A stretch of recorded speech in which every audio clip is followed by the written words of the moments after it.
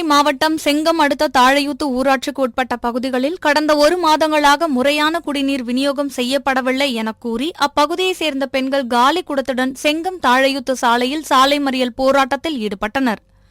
இதனையடுத்து தகவல் அறிந்து வந்த செங்கம் போலீசார் குடிநீர் வழங்க உரிய நடவடிக்கை எடுக்கப்படும் என்று உறுதியளித்ததை அடுத்து பொதுமக்கள் கலைந்து சென்றனர். திருவண்ணாமலை மாவட்டம் செங்கம் வட்டம் தாழையூத்து கிராமத்துல இருந்து அதை சுற்றி ஒரு 4-5 கிராமம் இருக்குங்க. பொன்னிக்கண்டான்னு சொல்றேன். ஆனா இது பக்கத்துலயே தென்பண்ணை ஆறு இருக்கு. அதுல இருந்து தண்ணி வசதி எல்லா ஊருக்கும் மற்ற கிராமத்துக்கு எல்லாமே கிட்ட 60-70 கிராமத்துக்கு எல்லாத்துக்குமே தண்ணி போகுது. ஆனா எங்களுக்கு அடிப்படை வசதி இந்த முதல்ல இருக்கிற மக்களுக்கு எல்லாமே தண்ணி தான். அது கூட இல்லாம எங்களை 3 மாசமா எங்களை அலைய வச்சுட்டு இருக்காங்க. தலைவர்கிட்ட போய் கேட்டா நாங்க டேங்க்ல விடுறோம்ப்பா போப்பா அப்படின்னு சொல்றாரு. அப்புறம் அங்க போயிட்டு நாம கால் பண்ணா அவர் எடுக்கிறது இல்ல. வரலப்பா டிராக்டர் ரிப்பேரு அப்படின்னு சொல்லி அனுப்பிடுறாரு. எங்களுக்கு நிரந்தரமா தண்ணி வசதி ஏற்பாடு பண்ணி தரணும். ஏன்னா தென்பண்ணாறு பக்கத்துலதான் இருக்கு. அதை ஏற்பாடு எங்க தொடர்ந்து இந்த பிரச்சனை அப்பப்போ வந்துட்டே இருக்குங்க. நிறைய வாட்டி நாங்க போராடிட்டோம், நிறைய வாட்டி நாங்க கேட்டுட்டோம். மக்கள் போயிட்டு அவர்கிட்ட கோரிக்கையை கொடுத்தா கூட பிடிஓ ஆபீஸும் சரி, பிடிஸும் சரி, தலைவர்கிட்டையும் சரி, கவுன்சில் கிட்ட போய் கேட்டாலும் நாங்க அதுக்கு நாங்க பொறுப்பு கிடையாதுப்பா, நீங்க பிடிஓ ஆபீஸ் போங்கப்பா அப்படின்னு சொல்லிட்டு அலட்சியமா பேசுறாங்க. ஐயா யார்கிட்ட கேட்டாலும் சரி அத பத்தி எங்களுக்கு தெரியாது. தண்ணி வரணும்னா அங்க சம்பந்தப்பட்ட அதிகாரி கிட்ட போங்கன்றாங்க. திருவண்ணாமலை மாவட்டம் செங்கம் வட்டம் அரட்டவாடி தாழத்து பொன்னித்தண்டா எங்க கிராமத்துல மலைவாழ் மக்கள்னு சொல்றாங்க. தண்ணியே இது பண்றது இல்ல. ஓட்டு மட்டும் கேட்டு வராங்க, ஓட்டு மட்டும் வாங்கிக்கிறாங்க. ஆனா தண்ணிக்கு மட்டும் ஏற்பாடு படுத்தவே தர்றது இல்லை. எங்களுக்கு பொது கிணறு இருக்கு, அந்த பொது கிணறு வெட்டியே தர்றது இல்லை. தலைவர் கேட்டாலும் கவுன்சிலர் கேட்டாலும் எந்த பிரச்சனையும் இது பண்றது இல்லை. குழந்தைங்களுக்கு அடிக்கடிக்க உடம்பு சரியாத ஆகுது. தண்ணி கூட இல்லாத நாங்க குழந்தைய வச்சுட்டு எப்படி இது பண்றது?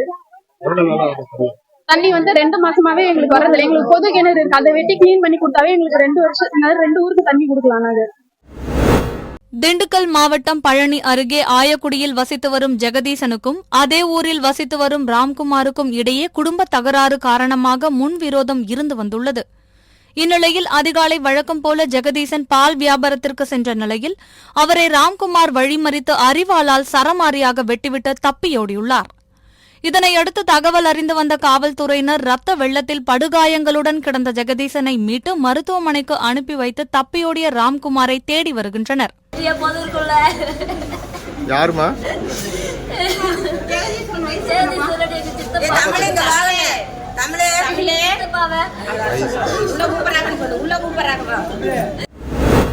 திருவள்ளூர் மாவட்டம் ஆவடி அடுத்த கோவில் பதாகையில் இந்திய சுவிசேஷ திருச்சபை ஈசிஐ தூய யாக்கோபு ஆலயத்தில் 50வது பொன்விழா மற்றும் சிறப்பு ஆராதனை கூட்டம் நடைபெற்றது.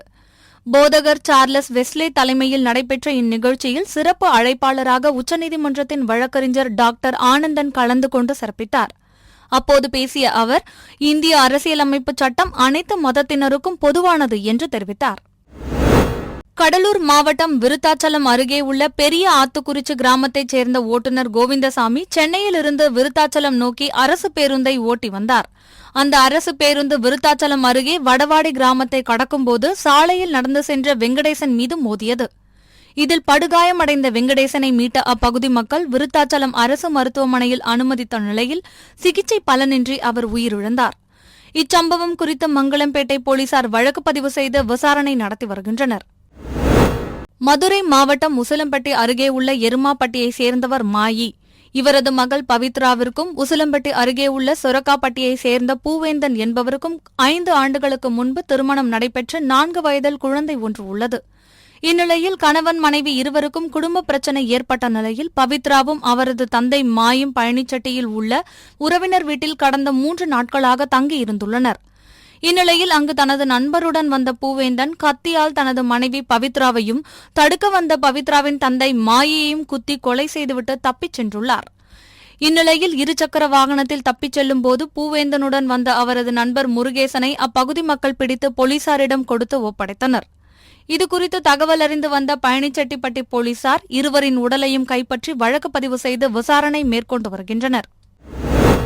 தஞ்சாவூர் மாவட்டம் பாபநாசம் தாலுகா ராஜகிரி அன்னை கதீஜா கல்வி மையத்தின் 8ஆம் ஆண்டு விழா, இமாம் அபு ஹனீபா பயிற்சி மையத்தின் 6ஆம் ஆண்டு விழா மற்றும் கோடைக்கால பயிற்சி மையத்தின் 14ஆம் ஆண்டு நிறைவு விழா ஆகிய முப்பெரும் விழா ராஜகிரியில் காயிதே மில்லத் மண்டபத்தில் ராஜகிரி பெரிய பள்ளி தலைவர் யூசுப் அலி தலைமையில் நடைபெற்றது. இந்நிகழ்ச்சியில் 300க்கும் மேற்பட்ட மாணவ மாணவிகள் மற்றும் ஆசிரியர்களுக்கு சிறப்பு பரிசுகள் வழங்கப்பட்டது. நாகை மாவட்டம் கீச்சாங்குப்பம் சந்திரசேகரன் நினைவு கபடி கழகம் சார்பில் 32ஆம் ஆண்டு மாநில அளவிலான கபடி தொடர் போட்டி நடைபெற்றது. நாகை மீன்பிடி துறைமுகத்தில் நடைபெற்ற இப்போட்டியில் அரியலூர், மயிலாடுதுறை, திருவாரூர், திருச்சி, நாகை, புதுச்சேரி, காரைக்கால் உள்ளிட்ட 10 மாவட்டங்களைச் சேர்ந்த 58 அணிகள் பங்கேற்று விளையாடி வந்தன. நேற்றிரவு நடைபெற்ற இறுதிப் போட்டியில் அரியலூர் மாவட்டம் வெண்ணங்குழி அணியுடன் மயிலாடுதுறை மாவட்டம் தொடுவாய் கபடி அணியினர் மோதினர். விறுவிறுப்பாக நடைபெற்ற இப்போட்டியில் தொடுவாய் ரேணுகாதேவி அம்மன் கபடி அணியினர் 24 புள்ளிகளும், அதனை எதிர்த்து விளையாடிய வெண்ணங்குழி கங்கா பிரதர்ஸ் கபடி அணியினர் 19 புள்ளிகள் பெற்றனர். இப்போட்டியில் தொடுவாய் கபடி அணியினர் கூடுதலாக 5 புள்ளிகள் எடுத்து முதல் பரிசான 40,000 ரொக்கம் மற்றும் 25,000 ரூபாய் மதிப்புள்ள கோப்பையை தட்டிச் சென்றனர். சேலம் மாவட்ட குற்றவியல் வழக்கறிஞர்கள் சங்கத்தின் தேர்தல் இன்று நீதிமன்ற வளாகத்தில் உள்ள குற்றவியல் வழக்கறிஞர்கள் சங்க அலுவலக கட்டட அலுவலகத்தில் நடைபெற்றது. மூத்த வழக்கறிஞர் ஜனார்தனன் தலைமையிலான தேர்தல் குழுவினர் வாக்குப்பதிவுக்கான ஏற்பாட்டை செய்து பாதுகாப்பான முறையில் தேர்தலை நடத்தி வருகின்றனர். குற்றவியல் வழக்கறிஞர்கள் சங்கத்தில் உறுப்பினராக உள்ள 300க்கும் மேற்பட்ட வழக்கறிஞர்கள் ஆர்வத்துடன் தங்களது வாக்குகளை பதிவு செய்து வருகின்றனர். அன்பார்ந்த பொதுமக்களே, இன்றைய தினம் சேலம் மாவட்ட குற்றவியல் வழக்கறிஞர் சங்கம் தேர்தல் நடைபெற்று கொண்டிருக்கிறது. 1974 ஆரம்பிக்கப்பட்டு அன்றைய தினம் முதல் இன்றைய நாள் வரை இதுவரைக்கும் இந்த ஆஃபீஸ் பேரர்ஸ், அதாவது அலுவலர்கள் எல்லாம் நியமனம் செய்யப்பட்டு கொண்டுதான் வந்திருக்கின்றார்கள். இந்த முறைதான் 2024 தான் முதலாக தேர்தல் நடைபெறுகிறது. உறுப்பினர்கள்லாம் வாக்களித்து இந்த துணை செயலாளர் பதவிக்கும் எக்ஸிக்யூட்டிவ் கமிட்டி மெம்பர் 5 ஆண்டுகள் கீழே உள்ள எக்ஸிக்யூட்டிவ் கமிட்டி மெம்பர் பதவிக்கும் மொத்தம் 8 பேர் போட்டியிடுகிறார்கள். அதிலே 3 தேர்ந்தெடுக்கப்பட வேண்டும். அதே போல் துணை செயலாளருக்கு 3 பேர் போட்டியிடுகிறார்கள். அதிலே 2 தேர்ந்தெடுக்கப்பட வேண்டும். தேர்தல் 3 மணி அளவில் முடிவடைகிறது. அதன் பிறகு 4 மணிக்கு வாக்கு எண்ணிக்கை தொடர்ந்து பிறகு உடனடியாக முடிவுகள் அறிவிக்கப்படும்.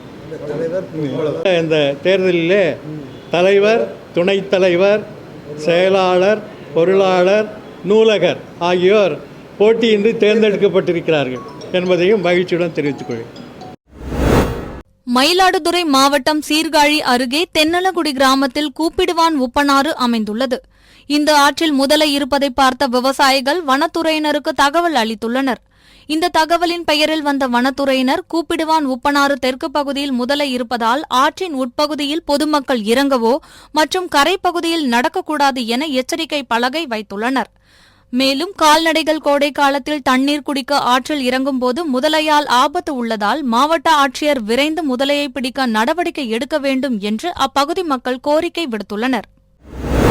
விருதுநகர் மாவட்டம் ஸ்ரீவில்லிபுத்தூர் அருகே வத்திராயிருப்பு வணிக வைசியர் தெருவை சேர்ந்த கலியனாண்டி என்பவரது மகன் 19 வயதான கல்யாணகுமார். இவர் வத்திராயிருப்பு மந்தை மாரியம்மன் கோவில் பூக்குழி திருவிழாவை முன்னிட்டு பேனர் வைப்பதற்காக பேனர் கம்பியை தூக்கிக் கொண்டு செல்லும் போது டிரான்ஸ்பார்மர் வயரில் உரசி மின்சாரம் தாக்கியதில் மயக்கமடைந்துள்ளார். இதனையடுத்து கல்யாணகுமாரை மீட்ட அப்பகுதி மக்கள் வத்திராயிருப்பு அரசு மருத்துவமனையில் அனுமதித்துள்ளனர். அப்போது அவர் ஏற்கனவே இறந்துவிட்டதாக மருத்துவர்கள் கூறியுள்ளனர். இதுகுறித்து வத்திராயிருப்பு காவல்துறையினர் வழக்கு பதிவு செய்து விசாரணை மேற்கொண்டு வருகின்றனர்.